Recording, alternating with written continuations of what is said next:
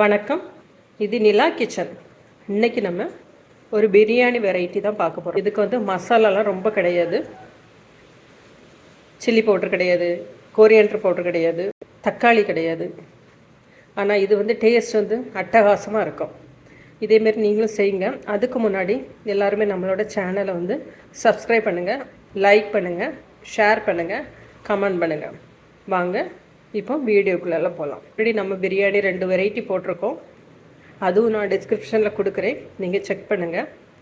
தேவையான இன்க்ரீடியண்ட் எல்லாமே எடுத்து ரெடி பண்ணி வச்சுடுங்க. அரிசி மட்டும் நீங்கள் சமைக்கிறதுக்கு ஒரு அரை மணி நேரத்துக்கு முன்னாடி ஊற வச்சுருங்க. இது வந்து நம்ம ஒரு 1 பார்ட் பிரியாணியாக தான் நம்ம பார்க்க போகிறோம். சிக்கனை வந்து ஒரு விசிலும், அதுக்கப்புறமா ரைஸை சேர்த்து இன்னும் ஒரு விசிலும் நம்ம விட போகிறோம். இவ்வளோ தான். ரொம்ப குயிக்காக பண்ணிக்கலாம். எல்லாருமே ஈஸியாக பண்ணக்கூடிய ஒரு மெத்தடில் நம்மளோட பிரியாணி மசாலா தான் பண்ணியிருக்கோம். அந்த பிரியாணி மசாலாவும் டிஸ்கிரிப்ஷனில் கொடுக்குறேன், வேணுங்கிறவங்க செக் பண்ணிக்கிடுங்க. வாங்க இப்போ வீடியோக்குள்ளே போகலாம். மசாலா வந்து ரொம்ப கம்மியாக இருக்கிறதுனால எல்லாருமே விரும்பி சாப்பிடுவாங்க. ஆனால் வாசம் குறையும், டேஸ்ட்டு குறையும்லாம் நினைக்கிறாதுங்க. எல்லாமே நல்லாயிருக்கும். 2 டீஸ்பூன் அளவுக்கு தான் எண்ணெய் விட்டுருக்கேன், தேங்காய் விட்டுருக்கேன். அந்த தேங்காயோட ஒரு பிரியாணி இலை, அன்னாசி பூ, பட்டை, 4 ஏலக்காய் எண்ணெயில் வதங்கட்டும்.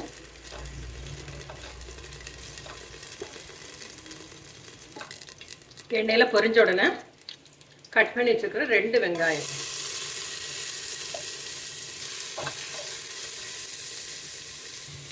ஒரு 5 பச்சை மிளகாய், உங்களுக்கு காரத்துக்கு தக்கன பார்த்து போட்டுடுங்க. இதில் வந்து நம்ம சில்லி பவுடர், வத்தல் பொடியெலாம் எதுவுமே போடக்கூடாது. இந்த பச்சை மிளகாயோட காரம் தான் உங்கள் டேஸ்ட்டுக்கு கூடுதலாகவோ குறைவாகவோ போட்டுடுங்க. நான் ஒரு 5 பச்சை மிளகாய் போட்டுறேன்.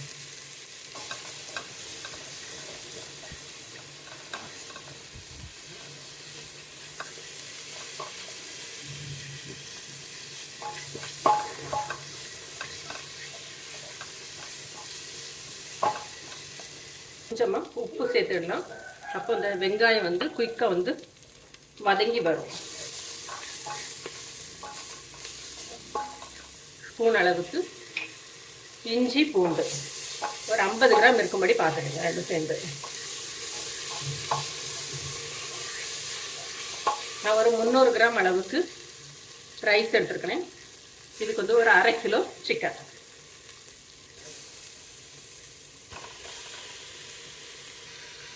புதினா, மல்லி இலை,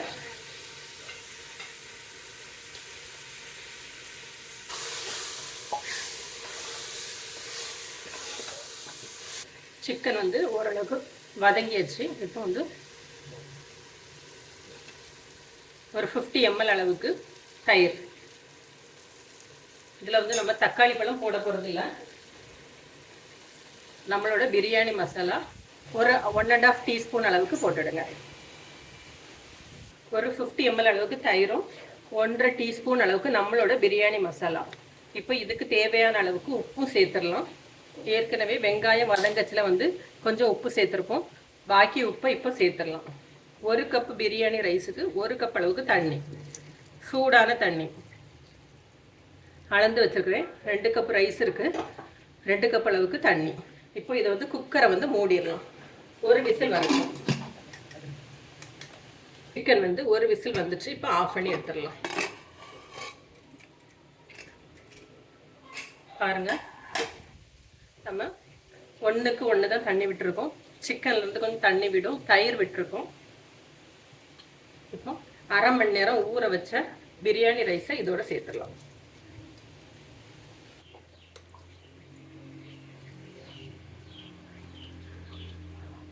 இப்போ தேவையான அளவுக்கு உப்பு சேர்த்துடலாம். ஆல்ரெடி உப்பு சேர்த்துருக்கோம் சிக்கனோட.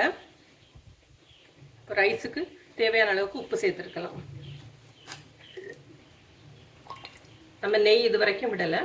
இப்போ ஒரு 2 டீஸ்பூன் அளவுக்கு நெய் விட்டாச்சு.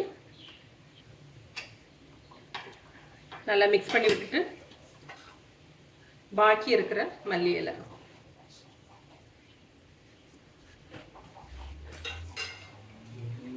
குக்கரை மூடி ஒரு விசில் விட்டு எடுத்துடலாம். ஒரு விசில் விட்டு ஒரு 2 நிமிஷம் அப்படியே விட்டுருங்க சிம் பண்ணி. அதுக்கு பிறகு ஸ்டவ்வை ஆஃப் பண்ணிடலாம்.